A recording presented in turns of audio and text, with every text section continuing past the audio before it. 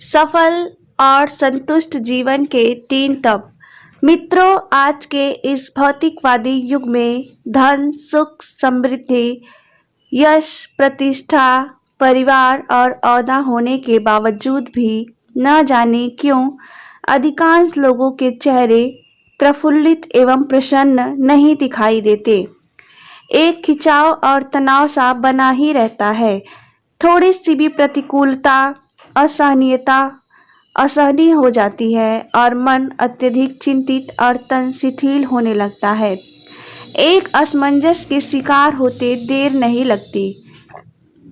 न जाने क्यों हम भूल जाते हैं कि मन के जीते जीत है और मन के हारे हार।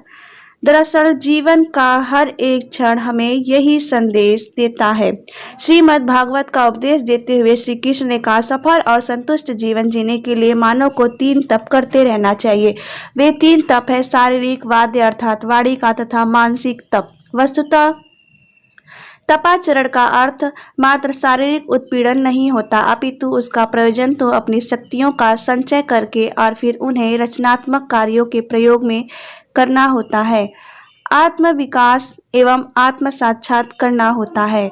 अपने नैतिक विकास के लिए हमारा यह कर्तव्य बनता है कि हम अपने आराध्य, आदर्श या इष्ट या लक्ष्य के प्रति श्रद्धा, भक्ति, आदर एवं सम्मान का भाव रखें तथा जिन सत्पुरुषों के इस आदर्श को प्रस्तुत किया उन विद्वानों, आत्मानुभावों, उपदेष्टा, गुरुओं तथा इस आदर्श के अनुमोदक ज्ञानी जनों के प्रति भी सदैव हृदय में कृतज्ञ रहें। दूसरे, हमें चाहिए कि शारीरिक स्वच्छता के साथ साथ हम अपने व्यवहार को भी सरल बनाने का यथासंभव प्रयास करते रहें, क्योंकि हमारा कुटिल व्यवहार हमारे व्यक्तित्व को विभाजित करके हमारे मानसिक संतुलन और शारीरिक सामर्थ्य के लिए खतरा बन सकता है। तीसरे, इंद्रिय नियंत्रण और अहिंसा में निष्ठा आदि को शारीरिक तप की संज्ञा दी गई है।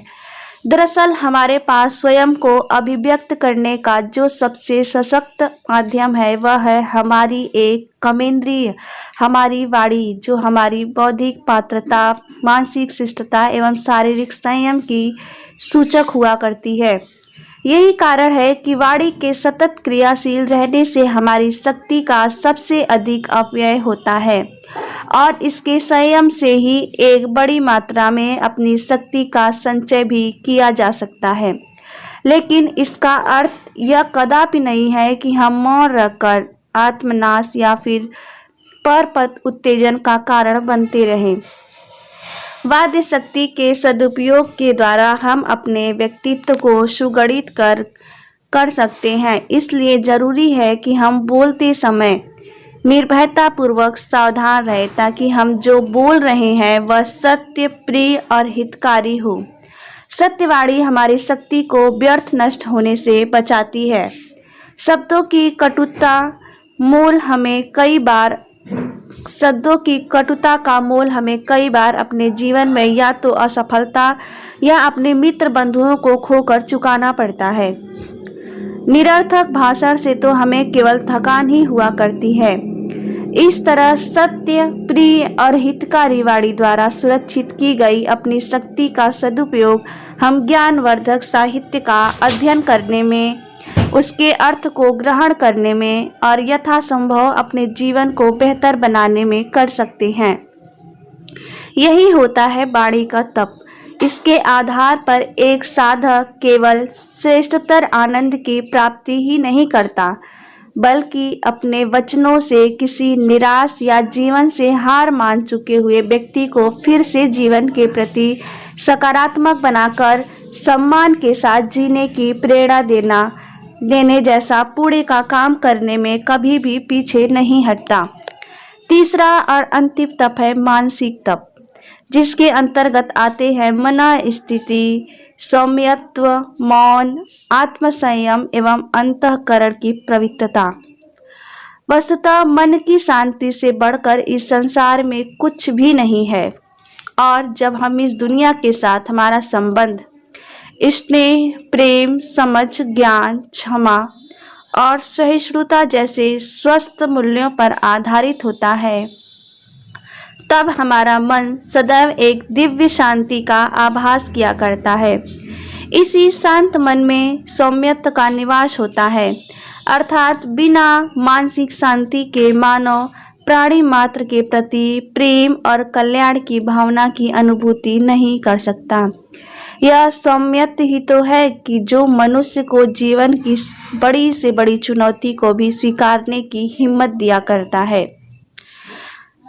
एवं इस भावना का स्वीकार करने से भी यथासंभव रोका करता है कि लोग जबरदस्ती उसे पीड़ित करते हैं। नकारात्मकता से अप्रभावित मन वाला मनुष्य ही अपनी वाणी पर संयम रख पाता है, जिससे सही अर्थों में मनस्तत्व के संदर्भ में मौन की संज्ञा दी जाती है। अब जब हम विवेक और सहजता पूर्वक अपने आप को वश में रखते हैं, तब यही आत्मसंयम हमें उस पवित्र विचारों और भावनाओं का पात्र बनाने लगता है जो हमें अपने उद्देश्यों की पवित्रता बनाए रखने में मदद करती है। यह भाव संशुद्धि हमें काफ़ी हद तक इस संसार के प्रलोभनों से बचाती है, जिसके कारण हम अपनी क्षमताओं का प्रयोग धैर्यपूर्वक अपने उद्देश्य की पूर्ति के लिए कर पाते हैं। मित्रों, अंततः मैं यही कहना चाहती हूँ कि श्रीमद् भागवत गीता में वर्णित इस तप के आचरण द्वारा हम अपने जीवन में तनाव, चिंता, भय, असंतोष और अशांति से काफ़ी हद तक बचने के साथ साथ अप्रत्यक्ष रूप से बिना अपने कर्मों के लिए दूसरों पर दोषारोपण किए प्रसन्नचित्त रहकर वर्तमान में जीने की कला में भी प्रवीण होने लगते हैं और इस तरह मनुष्य होने की तृप्ति का आभास ही हमारे चिंतन का केंद्र बन जाता है। दोस्तों, ये स्टोरी आपको कैसी लगी है कृपया कमेंट के माध्यम से ज़रूर बताइएगा। अगर ये कहानी आपको अच्छी लगी हो तो कृपया लाइक करें, चैनल पे नए हैं तो चैनल को सब्सक्राइब करें और ये कहानी देखने के लिए आपका धन्यवाद।